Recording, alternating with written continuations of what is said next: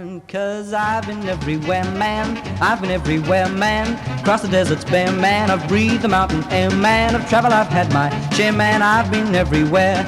Been to Tullamore, Seymour, Lismore, Mooloolaba, Nambour, Roochdore, Kilmore, Marillaba, Birdsville, Emmaville, Wallaville, Connemara, Connemara, Strathrown, Proserpine, Alladala, Darwin, Tell Neil my eyes are green. I'm a killer. I've been everywhere, man.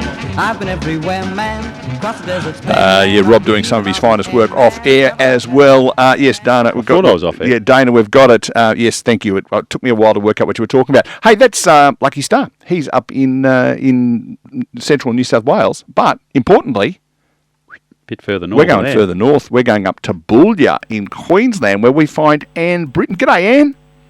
G'day, Neil. How you going? Oh, all the better for hearing your voice at this time of the morning. It is 12 minutes to 11 here, 12 minutes to 10 in your neck of the woods. We're doing regional roundup, and we like to talk to people who live in different parts of Australia, particularly regional Australia, and I reckon it's pretty hard to get much more regional than where you are. Tell the good folks where we can find Boulia. You can find Boulia about 2,600 kilometres away from you. She's done her research. 300 kilometres south of Mount Isa. Right, so that tells me that if you were to turn left, it's not a long way to the Northern Territory border. Not at all. One of our borders of our Boulia Shire is the Northern Territory border. Oh, there you go. You did say off air that it's all about cows up there, and I guess there's some Brahman cows and land holdings. Huge numbers, huge acres or square kilometres or square miles. How do you measure land up there? Oh, we still do acres and hectares. I still do acres because I can understand that. But yeah, we're sort of small family place here, and you've also got to remember that out here we have the average, what we run it on is one beast for every 100 acres. So that's why we need so much land. And yeah, the bigger places, the bigger company places, they talk a million acres. 1 million acres. It's a lot of land, isn't it? You could build a lot of houses on that. You could. So, what do people, apart from those who are working on stations, is there any other sort of activity in the town of Boulia, or are we talking about something that's way out in the middle of nowhere? The Boulia Shire Council does the most employment with contractors, their own employees as well for roads and that sort of stuff. So we have a school, so the teachers, we have a clinic, so we've got nurses. We have the biggest population in Boulia is Aboriginal people, so we only have one pub and one hotel and a roadhouse and a shop. So it's about 300 people in the town and about 600 people in the Shire. Don't want to get into too technical stuff, but let's deal with some interesting point there. Large Indigenous population, and there's been a lot of focus on Alice Springs of late and problems there, but it seems like you've probably got a really well-balanced community where everyone's active, have purpose, and I would imagine also work very closely together. Yeah, we do. We're very fortunate. It's lovely. It's a lovely community, Boulia. And yeah, we just blend in together, and it's just Australian, basically. I don't know how best to say that, but it's what it should be normally. But yeah, so it's nice. So it's an example of there is a way of doing it better, and maybe a few people in suits might drive up and have a bit of a chat to you about how it all works. Oh, I won't get into that. It might be just a little bit political for me at the moment because Alice Springs is very much pulling at my heartstrings because there's a hell of a lot of trouble in Mount Isa as well. So yeah. People who are going through Boulia, presumably 3 hours after they leave Boulia, they'll get to Mount Isa if they're heading north. Where would they have come from the south or from the east? What's the closest places in those directions? Winton is to the east, directly to the east. Actually, just a little bit of interest, the Winton Main Street and the Boulia Main Street actually line up. Oh, okay. And they're 360 kilometres apart.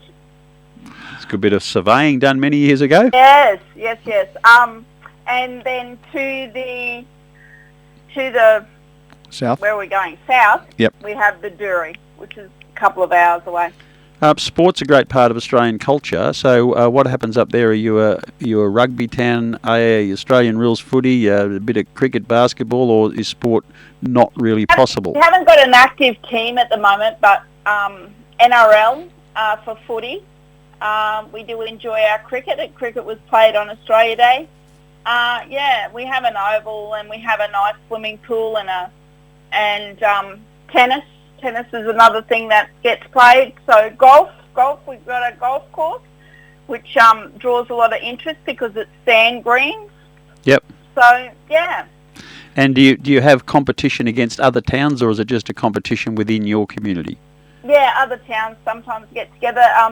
A while ago, the Winton footy team used to come to Boulia, or the Boulia footy team used to, but at the moment we haven't got a footy team, so, yeah. Now, I know, Rob, Anne runs a business, and I'm not going to tell you what sort of business it is, but it's called Anne Britton Photography. Oh, okay. Yeah, so work it out yourself. Cooking? Yeah, that's it. Now, Anne, I think a lot of folk who live in places like Geelong, Melbourne, Sydney, those sort of, would think, oh, great, you turn around there and you can take a photo of some red dirt, and turn around 90 degrees and take a photo of some red dirt. But if you're a landscape photographer, which is, I think, a fair bit of your go, how different are the scenes around town and the various things you can photograph? It all depends on the day. That's basically what it is, and how much cloud. We've got that much light out here that the light actually affects a lot. You can be in one spot one day and the light will be totally different to the next day, even though you can see exactly the same things. Different landscapes in between the different waterways, it's just wonderful to take note of. Maybe if you come out and travel it in winter time and you're camping out at night, you might see the Min light as well. So, yeah, it's just a variety of where you are. If you're in the channels, it's a different landscape again. And there's also lots of native wildlife as well. Rob's got a peculiar look on his face. That's normal, but he has an even more peculiar look on his face because he's going, Min light. What the blazes is Min light? They haven't worked it out yet. So I think that's absolutely wonderful. Some scientists think they've worked it out. There's a lot of folklore about it, both in the Aboriginal community and basically the white people say if you drink enough rum, you'll see Min lights. But there's some great Aboriginal tales. Some people say it's a light stuck up a emu's backside, but there's all sorts of different. Archaeologists say another thing, so it's just nice that it's a bit of a mystery, I think. Is this something you see in the sky or something you see on the land? Yeah, both. Sometimes there's only one. Sometimes there's a lot of little, like a group of them.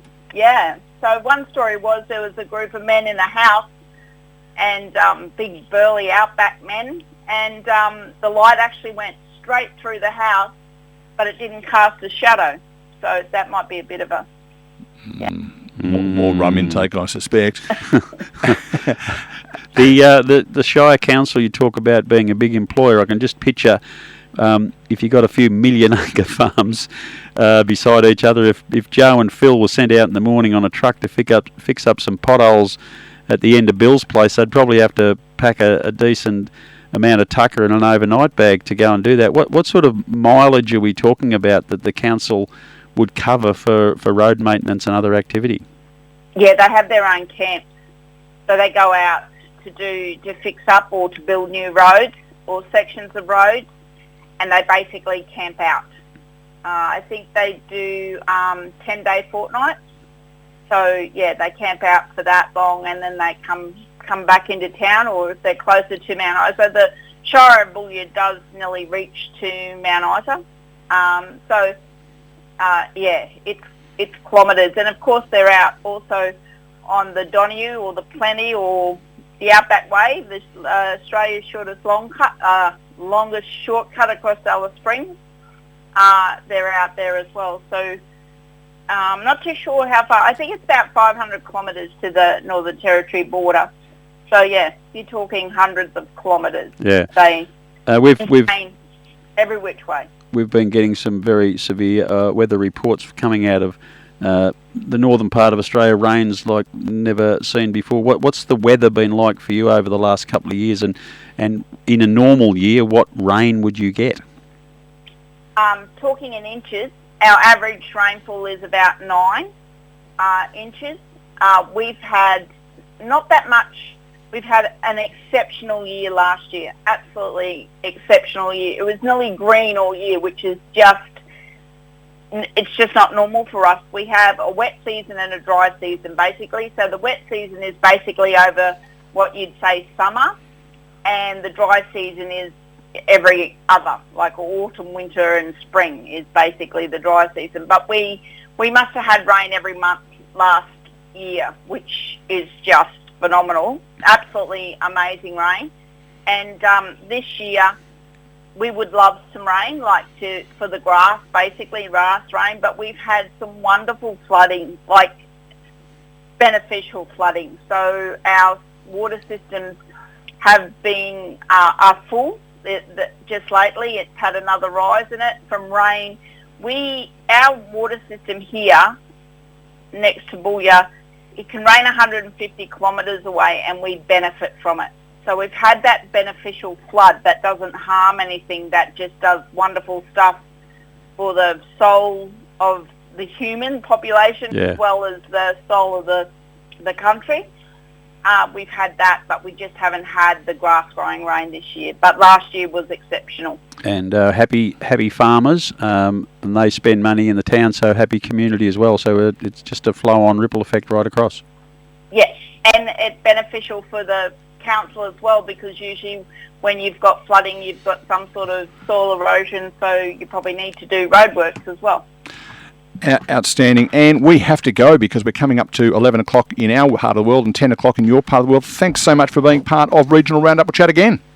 Thank you very much, Rob and Neil, for asking me. Appreciate it. See ya.